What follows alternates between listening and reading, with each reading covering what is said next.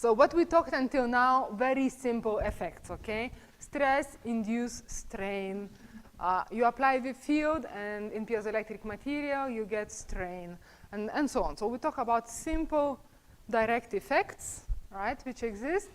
And equations were very simple, okay? We defined with tensors, but it's simple equations. But in real life, it's not exactly like this. I mean, you have these effects, but these effects are coupled to other effects. So what we call, when they say equilibrium, so you have like possibility to apply different forces. So for example, to apply a stress, a temperature, or a field. Okay, so it's external forces, so we are free to do it. But for example, when you're applying stress or field, you need to think that you need maybe to use a room in which the temperature is not changing and so on.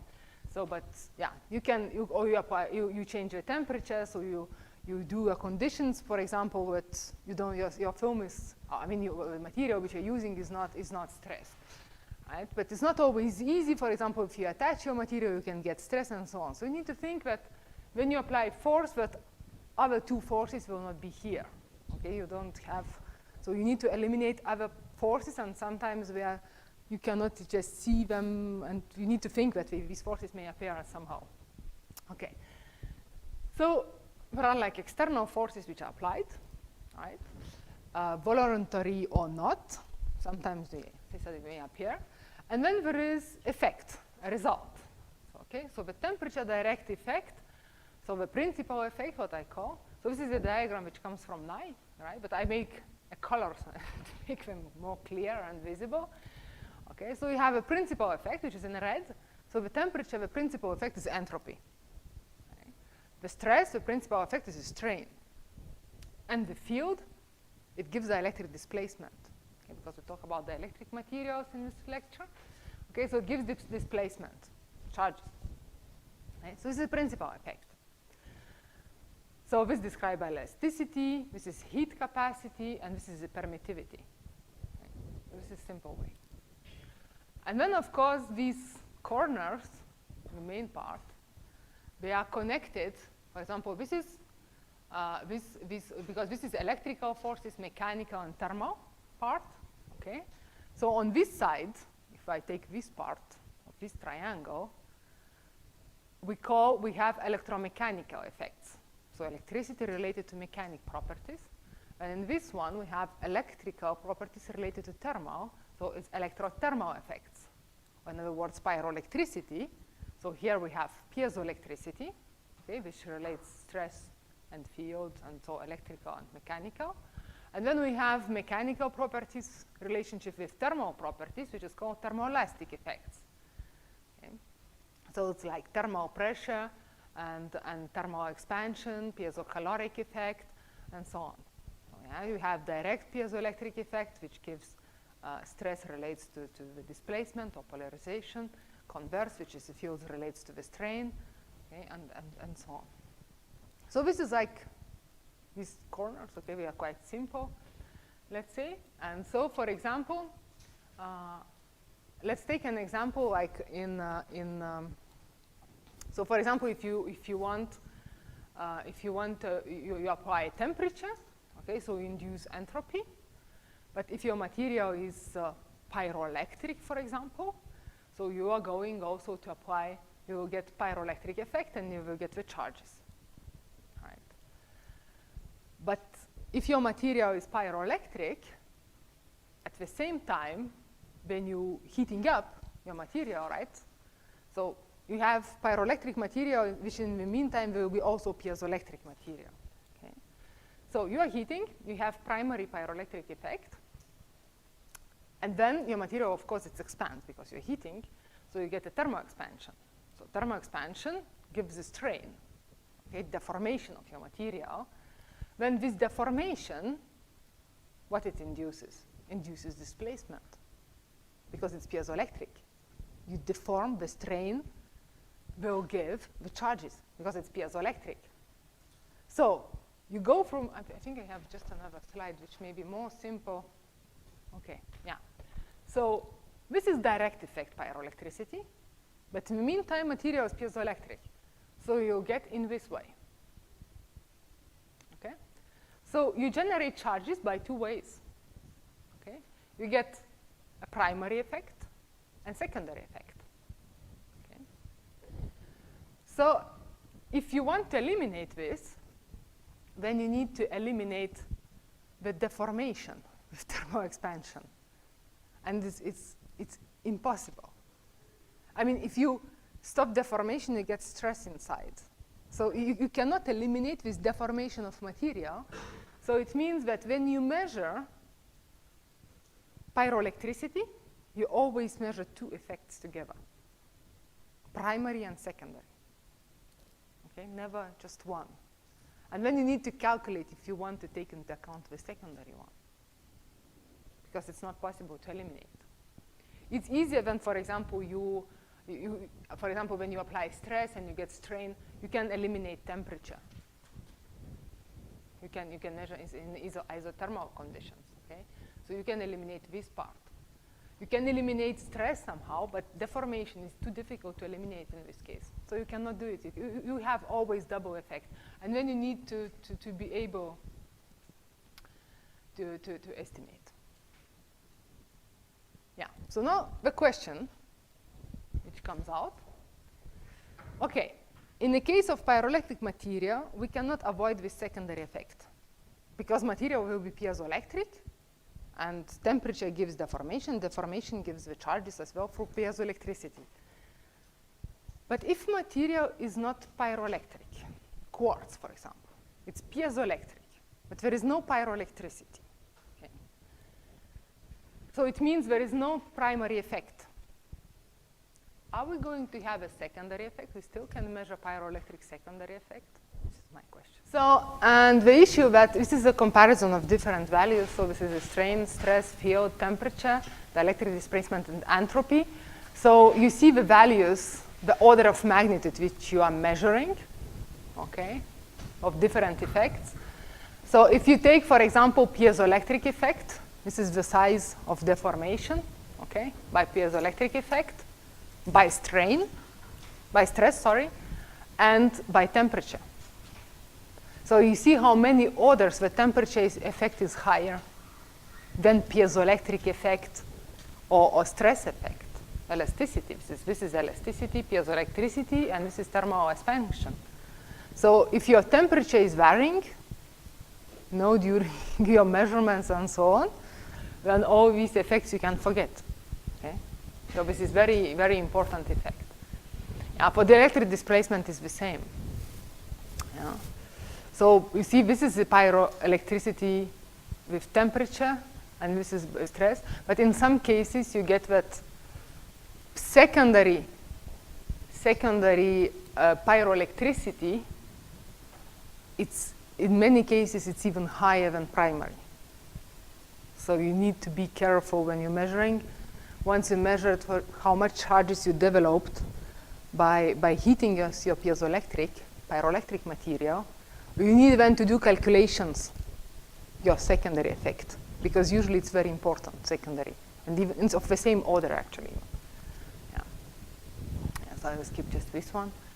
Yeah, and so finally we come to these equations, consecutive equations, where we can define, okay, the deformation, displacement, and entropy as different effects from this equilibrium. Okay, so it's defined by different constants and so on: piezoelectricity, thermal expansion, direct permittivity, pyroelectricity, piezocaloric, electrocaloric heat capacity. So, and then it depends if your field is here, if you have some stress of the sample, and if you have some temperature and so on. So these equations, when you're measuring these values, you need to think what kind of forces you have. So in this case, our independent variables, it's the stress, field, electric field, and temperature, and this is dependent variables. So this is like external forces which we apply, and then this one is dependent. Okay. Yeah, it's just not very important. It's just writing in different ways. So this one is written in a tensor notation, And then you may find some just very generic without any IG and so on, but doesn't mean that it's scalars and so on. So you need to know which order of the tensors it is. Okay, and usually it's written in the matrix notation. But in the most common ways, you will find equations like this without any, and just saying which of the parameters were constant. So you see that here, for example, you have a compliance constant, which is measured at a constant field and a constant temperature. Okay, and this is a constant temperature, and then so on. Yeah? So it's this at the top subscript is saying which of the parameters have been constant. Yeah. So let's say the temperature you can do. I just want to finish and but I said it will be half an hour, so it will be almost end of my lecture. So yeah. So for example, if you want to, we use isothermal conditions. So the temperature is fixed, okay? Temperature is static, so temperature is not changing. And so we have, then with big diagram, we can just make a small one. Okay, so for example, we are going to look independent variables like stress and the field. So we take out this part, okay, we eliminate. So we stay with very simple, most simple equations if we eliminate the temperature. So let's say stress and the field is independent variables. It's external forces which you're going to apply. And what you want to measure is the strain and the electric displacement or polarization. Okay. So when you write equations, so you just take back these equations from here, actually. It's d and epsilon. Okay. So then, of course, you just write, okay, this is a measure. This is at a constant field. Okay, and the electric constant here is at a constant stress. Okay. So, and you can summarize like this. So, but how to take now into account the secondary effects? Because when we say the constant with some constant thing on the top, sometimes it's not simple elastic constant. We have contributions of piezoelectric constants and then so on. So it might be, and Paul Morales, he showed several examples yesterday how it's became bigger constants or smaller, harder or softer and so on, how it's changing with respect to all other conditions. So just I want to show example before finishing. Is I think it's my last slide actually. Yeah. Okay, so in this case, I selected as external forces, okay, not a standard field and the stress.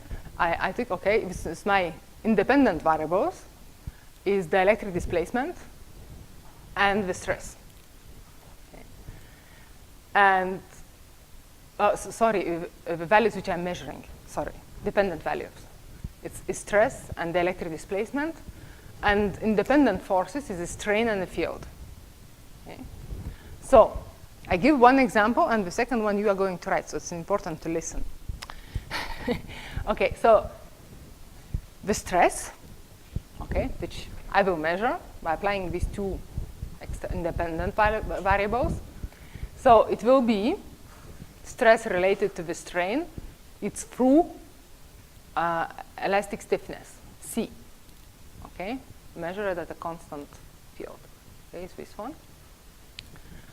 And if you see the arrows, I mean, I can make all around if I want, but I cannot go this way because this arrow is only to this direction. Okay? Because by the field I can create a deformation, but deformation cannot give a field. Okay? So if there is only way to get here, okay, so it's just this. Then the stress related to the field, to the electric field, so I can go this way, okay, but I cannot go this way. The natural way would be to go through electrical branch.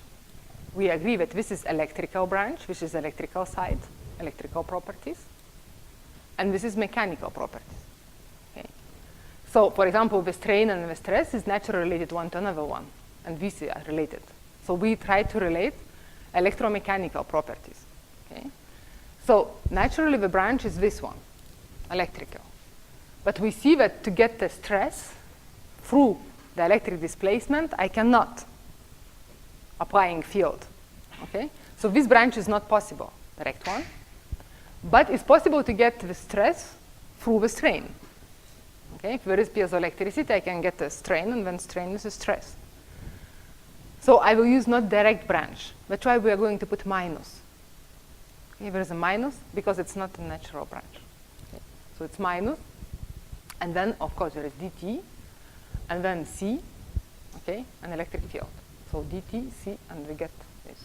Okay, so and then we summarize, we call CE epsilon, so strain, minus, and this we'll call as a constant E at NT. Okay, it's a transpose. T stands for transpose. Okay, the small t is just for transpose. So the strain is easier. Okay, because to get, for example, to the D, we cannot go this way. Okay, so we go just this way. So we have C as a function of constant E, and D, and epsilon. Okay, so this is easy. And then for the field, of course, you have a direct branch, which is just KT. Okay, this is and then minus, because you can get this way also. Okay, which will be dt CD. Okay, all the way around, like as a secondary effect. That's why we have a minus. So you can go direct way, but you can go also all the way around. So you have minus. And that's why we write at the end, which is a sort of dielectric constant at a constant strain. Okay, so you get equations. So behind these constants, which we have this sort of at which constant value it's measured, sometimes it's hidden several things behind. It's not a simple just constant. Yeah. So this is just an example which I found, which is already written. It is a stiffness at a constant dielectric displacement. So that you see that it's not only stiffness coefficients, we have also piezoelectric coefficient influence, and also we have dielectric constant on site. And the same for the compliance. We also have, we see that we became smaller because we have dielectric, piezoelectric coefficients, and also divided by the electric constant. Yeah. So that's all from my part.